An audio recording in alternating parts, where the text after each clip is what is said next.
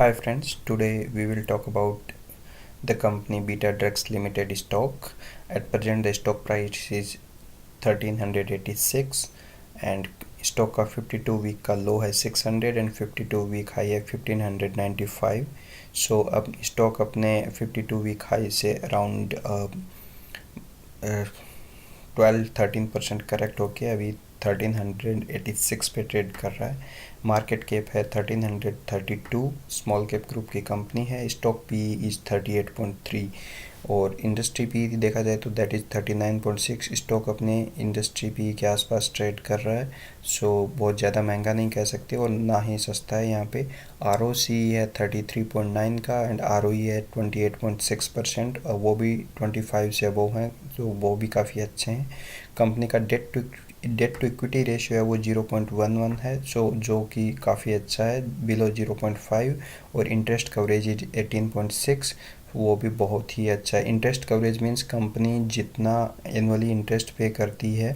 Suppose company अगर interest पे कर रहे जितना भी इंटरेस्ट पे करती है उसका 18 टाइम्स उनकी अर्निंग होती है ऑपरेशन से बिफोर, जिसको हम अपन EBITDA बोल सकते हैं, before income tax amortisation and depreciation. So इस हिसाब से देखा जाए तो कंपनी अपने डेट को के लिए जो इंटरेस्ट पे करती है उसको इजीली कवर कर सकती है. मार्केट कैप टू सेल्स 5.2 है जो कि ठीक है, अच्छा है. EV/EBIT रेशियो 27 है. ये रेशियो में दोनों ऐसे कहूँगा कि ये बहुत ज़्यादा एवरेज कह सकता हूँ, बहुत अच्छे, ये अंडर वैल्यूड नहीं है और वो ना ही ओवर वैल्यूड है. So it's just an average ratio. Peg ratio है 1.08 का. कहने का मतलब है कंपनी की प्रॉफिट ग्रोथ जितनी आती है और PE/BUC के कंपैरिजन में उतना ही ग्रो कर रहा है. So that is also okay. It's not over valued and promoter holding 67% है रफली. कोई स्टॉक प्लेस्ड नहीं है. DII एंड FII की होल्डिंग बहुत ही मिनिमल है, आप देख सकते हो, बिलो 1% है दोनों. कंपनी का 3 ईयर का PE अराउंड 29 का, उससे 10 PE ज़्यादा पे स्टॉक ट्रेड कर रहा है क्योंकि लास्ट 1 ईयर में सारे स्टॉक रन किए तो उस हिसाब से थोड़ा ये स्टॉक भी काफ़ी अच्छा चल चुका है. तो अभी थोड़ा हाई मल्टीपल पे तो है, बट अगर अपन प्रॉफिट ग्रोथ देखते हैं तो उसके हिसाब से ठीक है, इतना PE जस्टिफाइड होता है. कंपनी के रिजर्व्स जो हैं वो 132 करोड़ के हैं और डेट है 15 करोड़ का. तो वो रिजर्व से कंपेयर करें तो बहुत ही मतलब ज़्यादा नहीं कह सकते इसको, ठीक है. फिर आ जाते हैं कि कंपनी करती क्या है. कंपनी एक फार्मास्यूटिकल ग्रुप की कंपनी है जो मेनली इसकी जो कैंसर की मेडिसिन बनाने का काम करती है और डिफरेंट टाइप के प्रोडक्ट जो हैं उनका पेटेंट है. काफ़ी प्रोडक्ट्स के इनके खुद के ऑन पेटेंट हैं.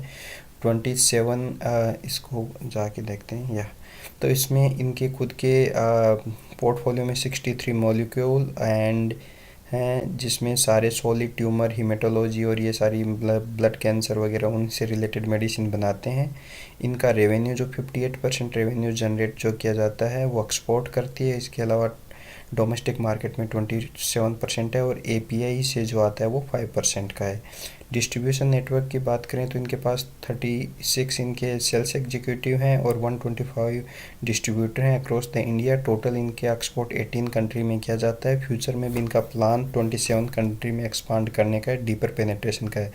कस्टमर की बात करें तो जितने भी बड़े कॉरपोरेट हॉस्पिटल हैं जैसे HCG है, अपोलो है, स्टर्लिंग, फोर्टिस, मैक्स हेल्थ केयर, पारस, ये सारे के सारे बड़े हॉस्पिटल. इसके अलावा बड़ी जो कंपनीज़ हैं, फार्मास्यूटिकल कंपनी हैं, वो भी इनके कस्टमर है जैसे Intas, Zydus, RPG life science, Torrent pharma, Reliance life science, ये सारे इनके क्लाइंट हैं. तो देखा जाए तो कंपनी का पेनिट्रेशन काफ़ी अच्छा है. इनके 4 जगह मैन्युफैक्चरिंग फैसिलिटीज़ हैं, एक हिमाचल में, मोहाली में और जगह ओवरसीज फैसिलिटी उज़्बेकिस्तान में है. इसके अलावा कंपनी के पास प्रोडक्ट प्रोफाइल काफ़ी स्ट्रॉन्ग है. सो और इसमें इनके जो 23 प्रोडक्ट हैं उनका इनके पास नेक्स्ट 5 ईयर का पेटेंट है. वो बहुत ही गजब की बात है. तो इससे कंपनी के पास प्राइसिंग पावर है नेक्स्ट 5 ईयर के लिए, तो वो एक अच्छी बात है. और इसके अलावा ग्लोबल एक्सपांसन का इनका प्लान 27 कंट्रीज़ में पेनिट्रेट करने का, जिसमें Asia, Africa and Latin America इनके और मतलब फर्दर एक्सपोर्ट करने का प्लान है। एंड टियर 2 टियर 3 लेवल की जो सिटीज़ हैं इंडिया में डोमेस्टिक लेवल पे, और वहाँ पे छोटे हॉस्पिटल और डॉक्टर्स के लेवल पे अप्रोच करके वहाँ भी अपनी मेडिसिन इनको सेल करने का फ्यूचर प्लान है। तो ये आप देख सकते हो कि कंपनी का फ्यूचर प्रोजेक्ट क्या है। इसके बाद आते हैं कंपनी के टेक्निकल पे। ये लास्ट 3 ईयर का चार्ट है, पी चार्ट, इसको प्राइस पे ले आते हैं और 1 साल का चार्ट देखते हैं। तो 1 साल में के चार्ट में अपन देख सकते हैं येलो लाइन जो 50 डेमा को डिपिक्ट कर रही है, स्टॉक वहाँ से सपोर्ट लेता है और घूम जाता है। यहाँ पे देखिए अराउंड 50 डेमा के आसपास ट्रेड कर रहा है, 200 डेमा से अभी भी काफ़ी दूर है। यूजुअली इसके पास नहीं आता जब बुल मार्केट चलता है, तो अभी स्टॉक यहाँ से सपोर्ट लेके वापस ऊपर जा सकता है। पी का चार्ट देखते हैं। तो पी के अगर लास्ट 3 ईयर में देखो तो ये देखो इसमें पीक जो इसका पी गया है रेशियो 50 तक गया, और अभी ये स्टॉक 37-38 के पी पे ट्रेड कर रहा है। तो अभी भी, और अभी दिसंबर क्वार्टर के रिजल्ट्स आए नहीं हैं, तो अगर रिजल्ट के क्वार्टर अच्छे आते हैं तो स्टॉक और यहाँ से आगे मूव कर सकता है। कंपनी के प्रोस की बात करें, पॉजिटिव बात यही है कि कंपनी में बहुत ही कम डेट है और वो भी कंपनी कम कर रही है। स्टॉक का जो प्रॉफिट ग्रोथ है वो 35% है। अगर प्रॉफिट ग्रोथ 35% है और वो भी लास्ट 5 ईयर का, तो you can expect 50% stock price भाग सकता है। तो ये आप ऐसे आप फ्यूचर में कितना ग्रोथ और कितना स्टॉक प्राइस मूव करेगा वो यहाँ से कैलकुलेट कर सकते हैं। एंड कंपनी की जो रिटर्न ऑन इक्विटी है लास्ट 3 ईयर का देखा जाए तो वो 27% के अराउंड है। कॉन्स में कुछ ज़्यादा सिग्निफिकेंट नहीं है कि ज़्यादा डिविडेंड नहीं देती हो, ये सब कुछ है।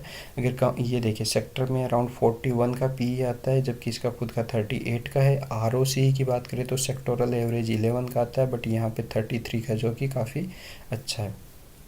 इसके बाद कंपनी के हाफ ईयरली रिजल्ट की बात करते हैं।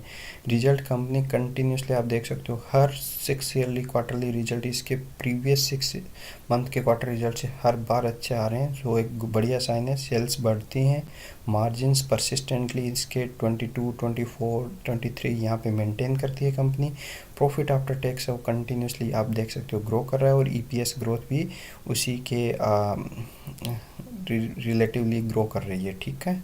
और ईयर ऑन ईयर बेसिस पे देखिए 2018 में कंपनी की जो रेवेन्यू जनरेट करती थी 51, देन 66, 91, और अभी 2023 में 227, और लास्ट ट्रेलिंग 12 मंथ का 256 है। ऐसे ही प्रॉफिट आफ्टर टैक्स है वो भी कंटिन्यूसली ग्रो किया है, कंटिन्यूसली ग्रो कर रहा है, कहीं भी अभी कोई डिप नहीं है, जो कि काफ़ी हेल्दी साइन शो करता है कि company year on year basis पे कंसिस्टेंटली ग्रो कर रही है। ईपीएस भी उसी हिसाब से ग्रो कर रहा है, डिविडेंड कंपनी देती नहीं है। तो ये सेल्स ग्रोथ की बात करें तो लास्ट 3 ईयर का एवरेज सेल्स ग्रोथ था वो 36% है, ट्रेलिंग 12 मंथ का 23% है। प्रॉफिट ग्रोथ हमेशा इससे ज़्यादा रहेगा।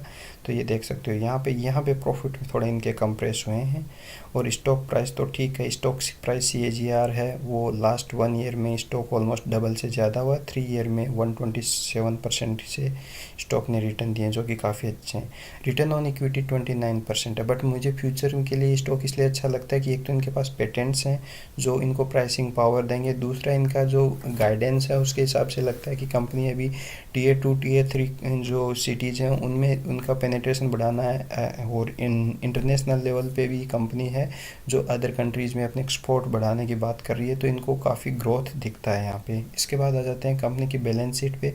बोरोइंग देखें तो कंपनी के बोरोइंग रिजर्व्स कंटिन्यूसली इंप्रूव कर रहे हैं, जबकि बोरोइंग यहाँ से देख सकते हो आप धीरे धीरे कम होकर अभी जस्ट 15 करोड़ का डेट है कंपनी पे।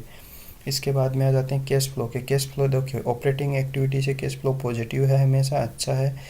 और इसके में देखते हैं, देखिए profit from operations continuously grow कर रहे हैं, रिसीवेबल नेगेटिव हैं, अच्छे हैं, और पेबल पॉजिटिव वो भी अच्छे हैं। कंपनी मतलब कहने का मतलब है इनको प्रोडक्ट जो जिनसे कस्टमर को सेल करती है उनसे पैसा जल्दी आता है, जो उनको खुद को पे करना होता है उनको ये बाद में पे करते हैं, अच्छी बात है, ठीक है। इसके बाद आ जाते हैं कंपनी की इन्वेस्टिंग एक्टिविटी। इन्वेस्टिंग जितना प्रॉफिट आता है कंपनी देखिए उसी को एसेट पर परचेज किया इन्होंने, वहाँ लगाया है। इसके अलावा अदर आइटम्स बाई किए हैं तो कंपनी उसको इन्वेस्ट कर रही है, वो अच्छी बात है।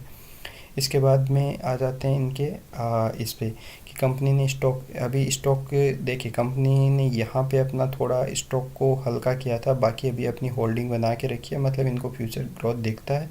इसके बाद में कंपनी जो इस पे बोरोइंग जो था 400 करोड़ का लिया था उतना रीपेमेंट भी कर दिया, तो ये अच्छा साइन है। और इंटरेस्ट तो रेगुलरली पे करना ही होता है, डिविडेंड वगैरह कुछ देती नहीं है कंपनी। डेटर डेज देख सकते हो इसके 101 है और डेज पेबल 139 है। इससे आप ये देख सकते हो कि कंपनी को उधार मतलब पैसा जल्दी आता है इनके पास और देना लेट पड़ता है, तो वो एक हेल्दी साइन होता है कंपनी का और इसकी क्रेडिबिलिटी का, कि मतलब उनकी साख अच्छी है। और दूसरा ये कि वर्किंग कैपिटल डेज देखिए ये भी इनके पहले से उसी के आसपास हैं, ज़्यादा कोई उतार चढ़ाव नहीं हुआ है। और इनका जो ROC है वो भी कंटिन्यूसली ग्रो कर रहा है, अभी 36-34% के अराउंड है। प्रोमोटर होल्डिंग है वो ईयर ऑन ईयर बेसिस पे देखते हैं। देखिए प्रोमोटर अपनी होल्डिंग यहाँ पे 66 के बाद थोड़ा थोड़ा इन्होंने अपनी होल्डिंग को बढ़ाया भी है। और इसमें ये देखिए पब्लिक में जाएंगे तो यहाँ पे ये आशीष कचौलिया जी जो रिनोन HNI इनकी परसिस्टेंट होल्डिंग 5% से अबोव है, जो आपको कॉन्फिडेंस देती है। इसके अलावा और भी कुछ रिनोन नेम हैं जो आप देख सकते हैं इसमें। इसके बाद आ जाते हैं कंपनी के टेक्निकल्स पे, जो इसके लिए मैं ये यहाँ पे जाके देखता हूँ। और अगर आप इन्वेस्टर हो तो आई वुड से कि आप इसमें वीकली मंथली चार्ट देखिए।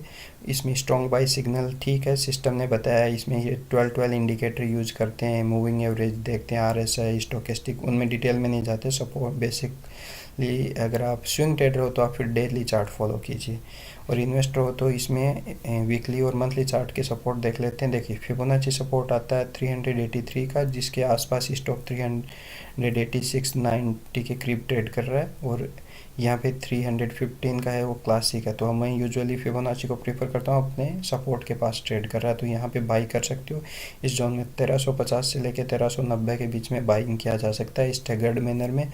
ये है इसका वीकली चार्ट। अगर मंथली चार्ट की बात करते हो तो मंथली चार्ट का सपोर्ट देख लेते हैं। ये भी 386 के आसपास है और 376, तो अभी बाइंग जोन के आसपास है, यहाँ पे भी स्टॉक को बाई किया जा सकता है अगर आप। और दूसरा फिर आ जाते हैं इसके ये जो अपन देखते हैं कैंडलस्टिक चार्ट। कैंडलस्टिक चार्ट की बात की जाए तो इसमें